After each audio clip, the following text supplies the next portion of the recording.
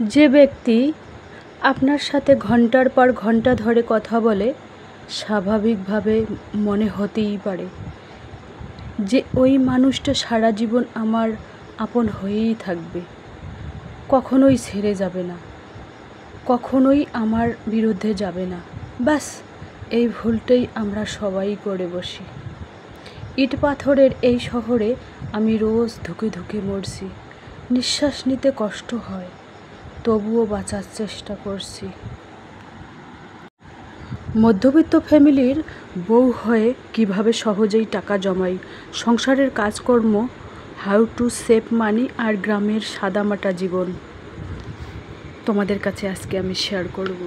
তো নতুন দিনে নতুন আরেকটি ভ্লগ ভিডিও নিয়ে হাজির আমি আপনাদের মাঝে। সাভানা, ভারতের ছোট্ট একটা গ্রাম শীতলকুচি জেলা থেকে বলছি। তো welcome back to my channel. আসসালামু আলাইকুম। তোমরা সবাই কেমন আছো? আমি আশা করি তোমরা সকলে ভালো আছো। আলহামদুলিল্লাহ আমিও ভালো আছি, আর আমার পরিবার পরিজনদের নিয়ে আলহামদুলিল্লাহ আমি ভালোই আছি। আর আমার প্রাণপ্রিয় কলিজা আপু ভাইয়ারা তোমরা সবাই কেমন আছো? আমি আশা করি তোমরা সকলে ভালো আছো। তো গুড ইভিনিং, এখন বাজে রাত 9:05। তো আমি আমার ব্লগটা এখন থেকেই শুরু করলাম। তো আজকে রান্নাটাই তোমাদের কাছে আমি শেয়ার করব। তো চলো ব্লগটা দেখতেই থাকো। মধ্যবিত্ত ফ্যামিলির বউ হয়ে কিভাবে সহজে টাকা জমাই আর সংসারের কাজকর্ম, হাউ টু সেভ মানি আর গ্রামের সাদামাটা জীবন আর সংসারের কাজকর্ম, সেই ব্লগটাই আজকে তোমাদের কাছে শেয়ার করব। তো আজকে রান্না করব কি রাতে জানো? ও মেয়ে মানে 2-3 দিন থেকে মানে প্রায় এক সপ্তাহ হয়ে গেল মনে হয়, এক সপ্তাহ থেকে পোলট্রির মাংস খাওয়া হচ্ছে না। তো মেয়ে বলছে কি আম্মু আজকে পোলট্রির মাংস রান্না করবে। আজকে হোটেল থেকে দুপুরবেলা কী হয়েছে, মেয়ে না পোলট্রির মাংস নিয়ে এসে 3 পিস পোলট্রির মাংস 30 টাকা দিয়ে নিয়ে এসেছে। আমি বললাম কেন নিয়ে এসেছি? সন্ধ্যার সময় আমাকে বললেই তো আমি নিয়ে আসতাম ছেলের দ্বারায়। তো বলে কি না, আমাকে খেতে ইচ্ছে করছে, সেই জন্য আমি হোটেল থেকে কিনে নিয়ে আসলাম। যেহেতু আমাদের হোটেল পাশাপাশি, তো সেই মেয়ের আবদারের জন্য আর কি পোলট্রির মাংস নিয়ে এসেছি। তো আলু দিয়ে একটু ঝোল করব, বেশি ঝোল করব না, অল্প মানে মাখা মাখা টাইপ করব আর কি। আর দুপুরের একটু সবজি রাখা আছে, ঘন্ট একটু রাখা আছে। দুপুরের সবজি তো কেউ খাবে না, এই যে দুপুরের সবজি এখানে ঢেলে রেখে দিলাম। তো যাই হোক, কড়াইটা একটু পরিষ্কার করে নিই। পরিষ্কার করে নিলে তাহলে এই কড়াইয়ের মধ্যে আমি শুকনো খোলায় ওই শুকনো মরিচ আর জিরে টিরে ওইগুলো একটু ভেজে নেব। ভেজে নিয়ে তারপরে হামানদিস্তায় আর কি, হামানদিস্তায় মিক্সার গ্রাইন্ডার তখন ঠিক করে নিয়ে এসেছি। যাই হোক, যেটাতে করি না কেন শেয়ার করব তোমাদের কাছে। তো কড়াইটা পরিষ্কার করে অলরেডি নিয়ে আসলাম। এখন আমি রান্নাটা চাপিয়ে দেব। দুধটা অলরেডি এর আগেই বসিয়ে দিয়েছি। একের মধ্যে করে দিয়েছি দুধটা, যাতে উথলে পড়ে না যায়।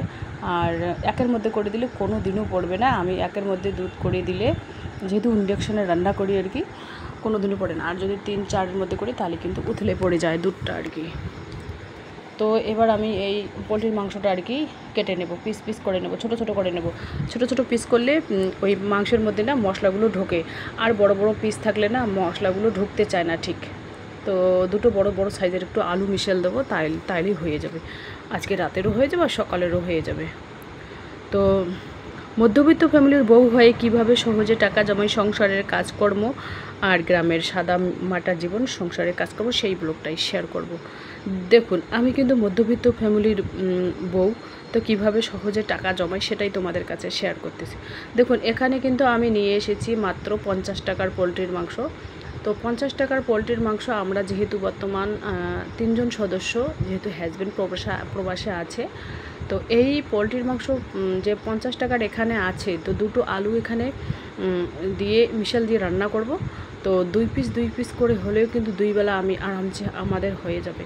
আমার 1 পিস হলে হয়ে যায়, কারণ আমি পোলট্রির মাংস অত বেশি ভালো খাই না, আমার পছন্দ না। মটনটা আমার খুব পছন্দ।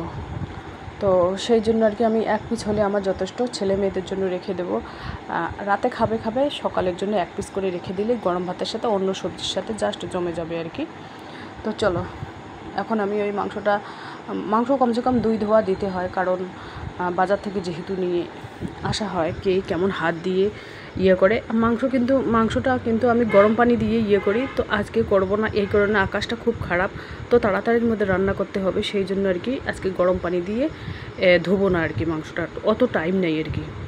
তো কীভাবে সহজে টাকা জমাই সেটাই তোমাদের কাছে শেয়ার করি। সহজে কীভাবে, আমি কিন্তু ব্যাগের ব্যবসা করি, আবার ডিম বিক্রি করি, সেখান থেকে আমার মোটা অঙ্কের টাকা কিন্তু মাসের শেষে একটা ইনকাম আসে, সেই টাকা থেকে আমি কিন্তু ওই প্লাস্টিকের ভাঁড়ে রাখি।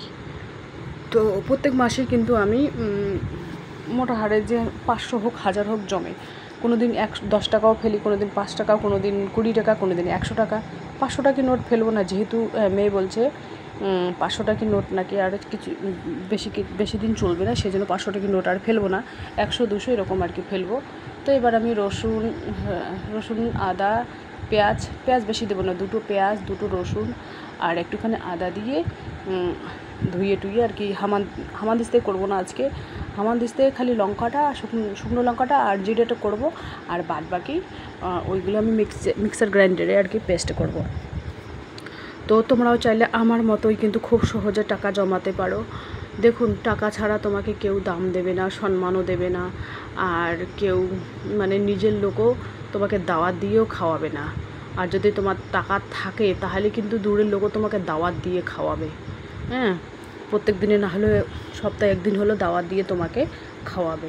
আর যদি তোমার টাকা না থাকে, দাওয়াত তো দূরের কথা, পাশ দিয়ে গেলেও তোমার মুখের দিকে ফিরেও তাকাবে না যে তুমি কে, তুমি রেখছো না কে, তোমার দিকে তাকাবেই না। তো সেই জন্য টাকাটা জীবনে বেঁচে থাকতে গেলে টাকা জমানো খুব সহজে জমানোর চেষ্টা করতে হবে। চেষ্টা ত্রুটি রাখতে নেই, কারণ চেষ্টা করলেই সফলতা আসে।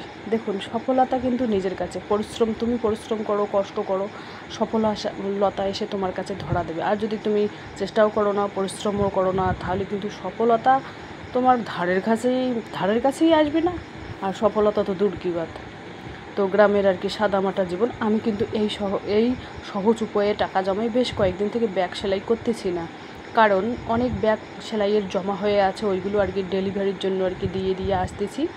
তো ওইগুলো আগে সেল হোক, তারপরে আর কি ব্যাগ সেলাই করবো। আর মেশিনটাও কিন্তু খারাপ হয়ে গেছে, মানে তেলগুলো না, ওগুলো মানে তেলগুলো চেঞ্জ করতে হবে। তো তেলের বোতল নিয়ে এসেছি, 150 টাকা দিয়ে একটা বোতল নিয়ে এসেছি 500 গ্রামের মতো। তো সেই তেলটা আর কি আমি ঢালতে চাইছিলাম আজকে, তো মেয়ে বলছে কি আমি ঢেলে দেবো, সেই জন্য আর কি সেলাই করতেছি না বর্তমান, ওই ব্যাগগুলোই আর কি সাপ্লাই দিচ্ছি। তো ডিপ হয়ে গেছে ব্যাগগুলো, একেবারে জমা হয়ে গেছে অনেক, তো সেই জন্য আর কি তোমরাও চাইলে আমার মতো ব্যাগ সেলাই করে টাকা সহজে জমাতে পারো। আবার চুড়িদার নাইটি ওইগুলো সেলাই করেও টাকা জমাতে পারো। আবার হাঁস মুরগি পালতেও টাকা জমাতে পারো। আবার টিউশনি বিনা ইনভেস্টে টিউশনি করেও টাকা জমাতে পারো সহজে। তো এই সহজ উপায়গুলো কিন্তু আমি তোমাদের বলে দিলাম। যাই হোক, আমার ভিডিওটা তোমাদের উপকারে আসবে খুবই, কারণ আমি সব সময় কিন্তু বাস্তব যেটা কথা সেইটাই তুলে ধরি। আমার কোনো বানিয়ে ছানিয়ে আমার কথা বলার কোনো অভ্যাস নেই, সেই শিক্ষা আমার বাবা মা দেয়নি। তো যতটুকুই আমার মন থেকে আসে ততটুকুই তোমাদের কাছে আমি শেয়ার করার চেষ্টা করি। এই দেখুন, পোলট্রির মাংসটা এখানে ধুয়ে নুন হলুদ দিয়ে রেখেছি, এখন আমি এটি একটু ভাজা করে নেব। পোলট্রির মাংস ভাজা করে মশলা দিলে কিন্তু হেভি টেস্ট হয় খেতে। তো মা আসছিল আর কি সন্ধ্যার সময়, অফ ক্যামেরা মাকে চা নাস্তা মুড়ি ছাতু ওইগুলো দিয়েছি আর কি। অফ ক্যামেরায় অনেক গল্প গুজব আড্ডা হয়েছে, ওগুলো তো ক্যামেরার সামনে ধরা সম্ভব না। যেহেতু হাজবেন্ড আমাকে ফেস ছাড়াই ব্লগ করতে বলছে, সেই জন্য আমি ফেস ছাড়াই এখন ব্লগ করব, কারণ পুরো ফেসটা তোমাদের কাছে শেয়ার করব না, শরীরটাই যা দেখাবো, কিন্তু ফেসটাই তো প্রবলেম। দেখুন, সবার কিন্তু আমার আত্মীয় স্বজন, তোমাদের তো সমস্যা নেই, তোমরা যেহেতু আমার ফ্যামিলি মেম্বার, আর আমার কিন্তু আত্মীয় স্বজনরা, ওদের কিন্তু আমার ফেসটাই সমস্যা, সেজন্য ফেসটা আর দেখাবো না। তো এভাবে আর কি আলুগুলো কেটে নিচ্ছি, 2টা বড় সাইজের আলু ডুবো করে দেবো, যেহেতু ছেলের ওই পোলট্রির মাংসের মধ্যে আলুটাই ওর বেস্ট। যদি খালি রান্না করি বলে কি একটা আলু দিতে পারো নি, ছেলে তো বলবে 1 নম্বরে। মেয়ের তেমন আলু পছন্দ না, ছেলের কিন্তু আলু পছন্দ, আমারও আলু পছন্দ। দেখুন, আলুটা না সব সবজির সাথে যায়, মাছ হোক, মাংস হোক, ঘন্ট হোক, ভাজা হোক। একটা কথাই আছে না, বিয়ের বউ তোমার যদি পাত ছাড়ে তাহলে আলু তোমার কোনোদিনও পাত ছাড়বে না। বিয়ের বউ তোমাকে ছেড়ে চলে যাবে, অন্য কারোর সাথে বয়ফ্রেন্ডের সাথে চলে যেতে পারে, কিন্তু আলু কোথাও ছেড়ে যাবে না, তোমাকে ছেড়ে যাবে না। এটাই আলু সব জিনিসেতে দিতে পারো। শর্টকাটের মধ্যে আলু ভাজা করতে পারো, আলু ভাতে দিয়ে ভর্তা বানাতে পারো, মানে শর্টকাট। মাছ মাংস তো আছেই। তো চলো আজকের ব্লগ এ পর্যন্তই। ততক্ষণ তোমরা সবাই সুস্থ থাকো, সাবধানে থাকো। টাটা, আল্লাহ হাফেজ। তো এখন আমি আলুটা ভালো করে ধুইয়ে দেব। তো এখানে চা খাওয়া হয়েছে, এখনও বাসন কোসন সারাইনি। এই যে দেখুন আলু মিশাল দিয়েছি। তো বাসন কোসন রান্না করলে তো নোংরা হবেই।